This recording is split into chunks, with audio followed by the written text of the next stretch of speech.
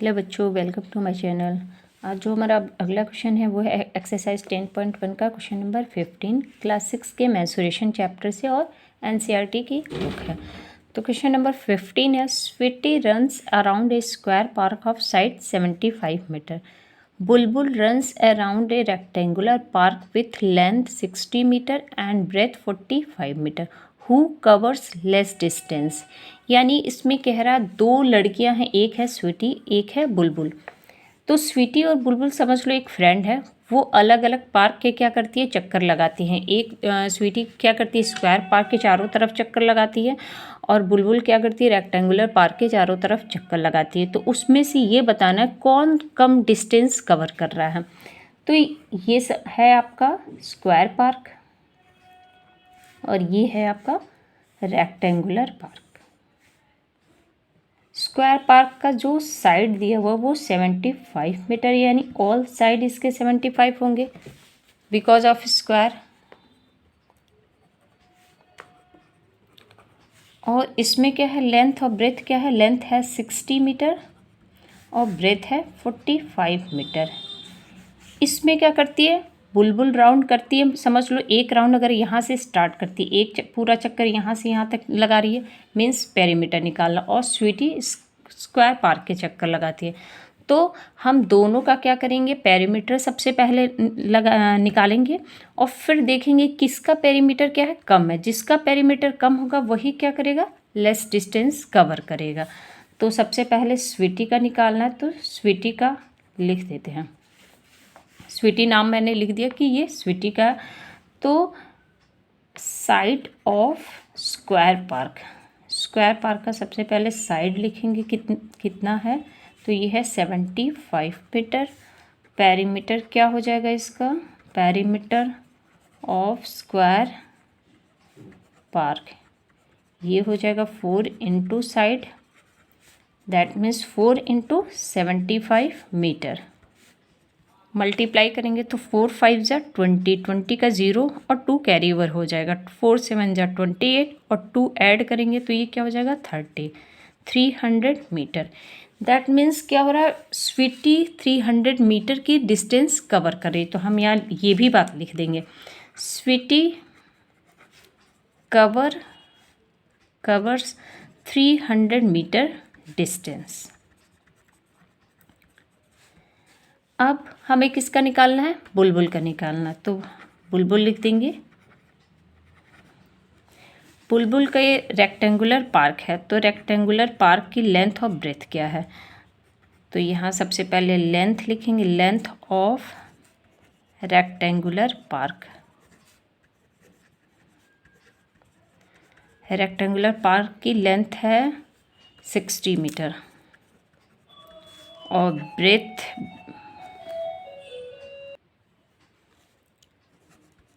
Breath of rectangular park है 45 metre.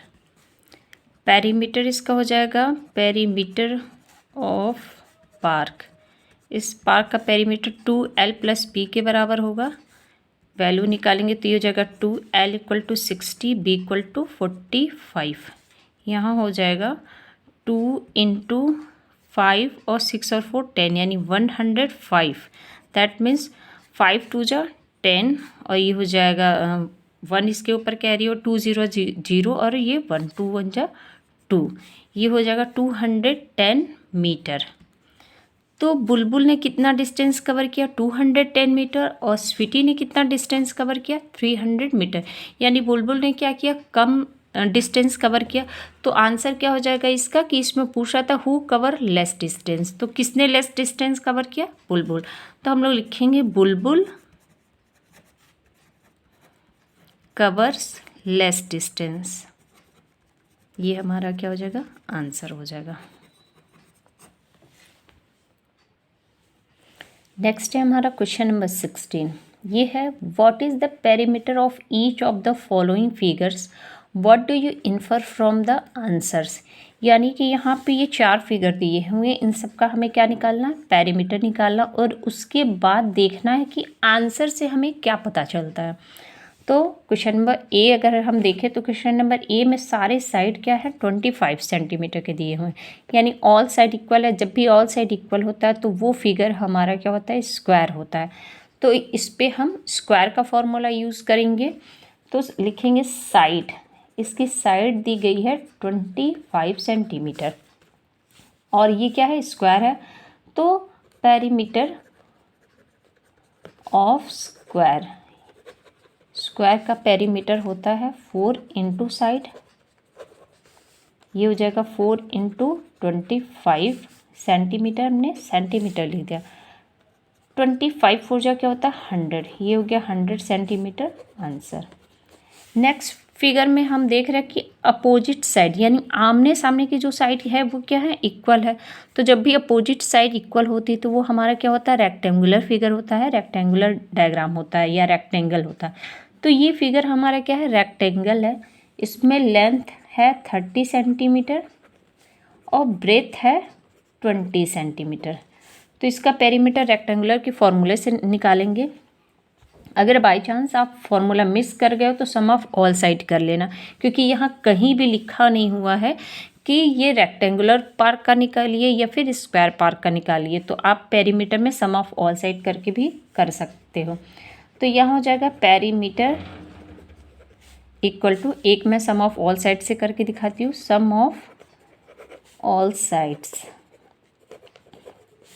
ये हो जाएगा 30 प्लस 20 प्लस 30 प्लस 20, ये सारे जीरो ऐड किए वंस प्लेस के तो 0 0 0 0, ये हो गया 0, 2 और 3 5, 5 2 7 और 7 3 10, ये हो गया 100 centimetre answer.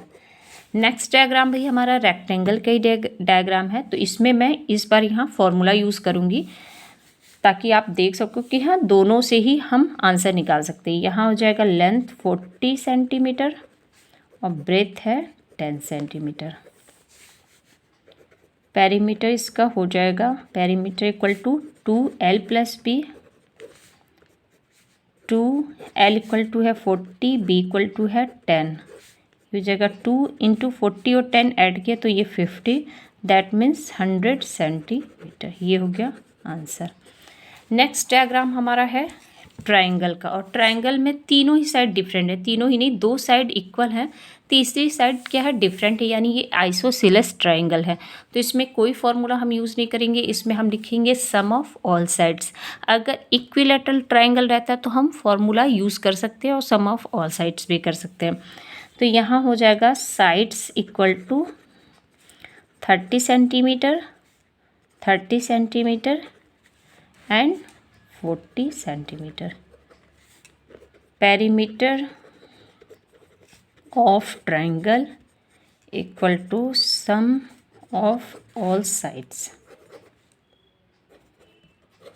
Some of all side करेंगे तो ये 30 प्लस 30 प्लस 40, इसको ऐड किए तो 0 0 0 मिलके 0 हो गया, 4 3 7 7 3 10, ये 100 सेंटीमीटर आंसर हो गया।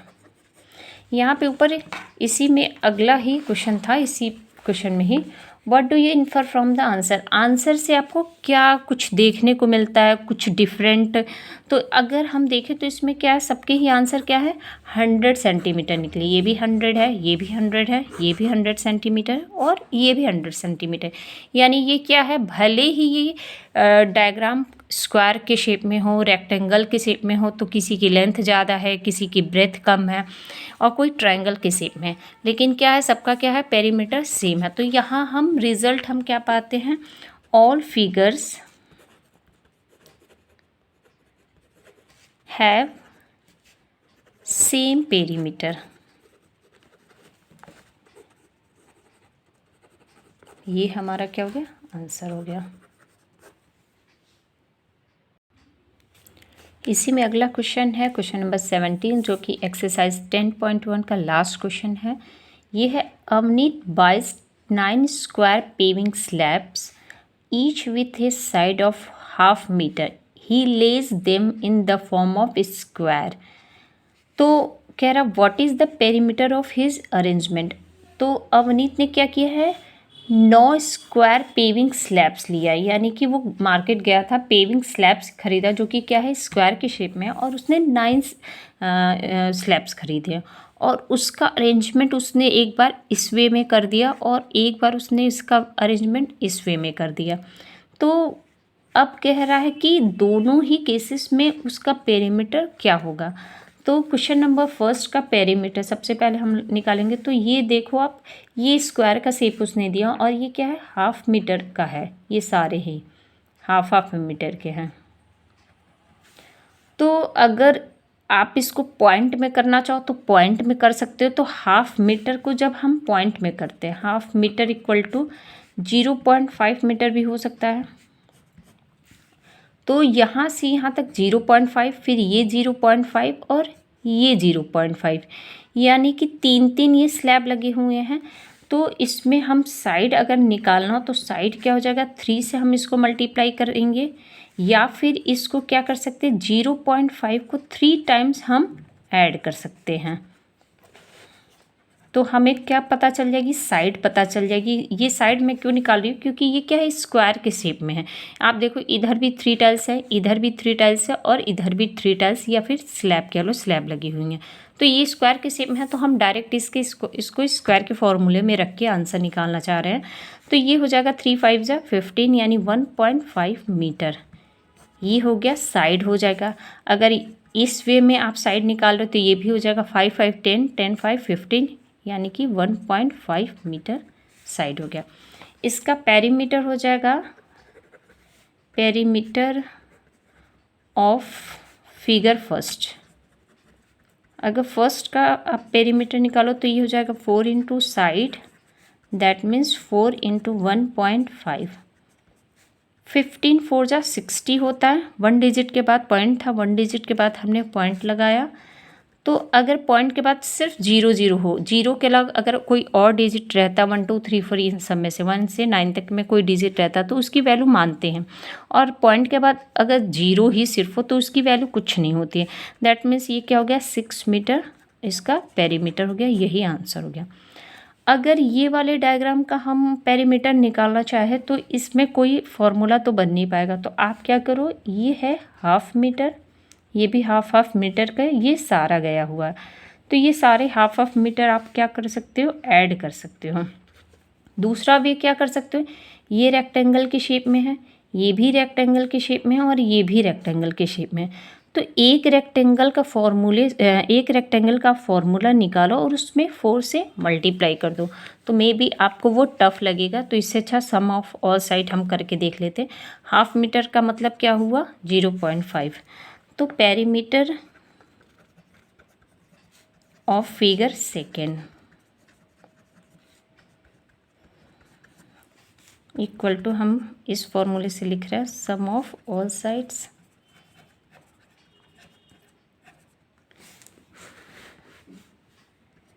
तो यहाँ पे 1 2 3 4 5 6 7 8 9 10 11 12 13 14 15 16 17 18 19 और 20, यानी कि हमें 20 टाइम्स क्या करना पड़ेगा 0.5 कर करके ऐड करना पड़ेगा। या फिर आप क्या कर सकते हो 20 इंटू 0.5 मीटर लिख दो।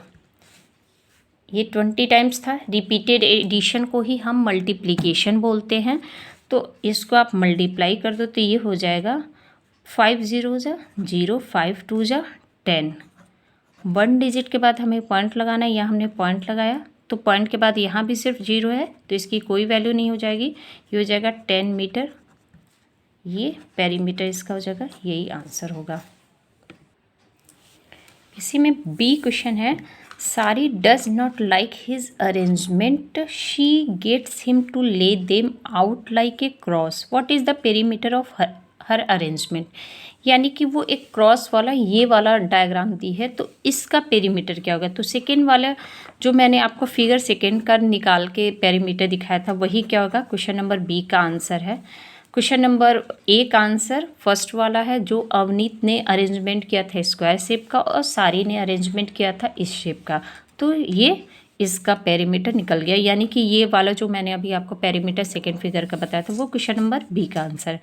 विच हैज़ ग्रेटर पेरीमीटर, किसके पास पेरीमीटर ज़्यादा है? तो अगर हम देखें तो अवनीत का पेरीमीटर 6 मीटर आ रहा है और सारी का आ रहा है 10 मीटर, यानी क्या हो जाएगा, सारी हैज़ ग्रेटर पेरीमीटर।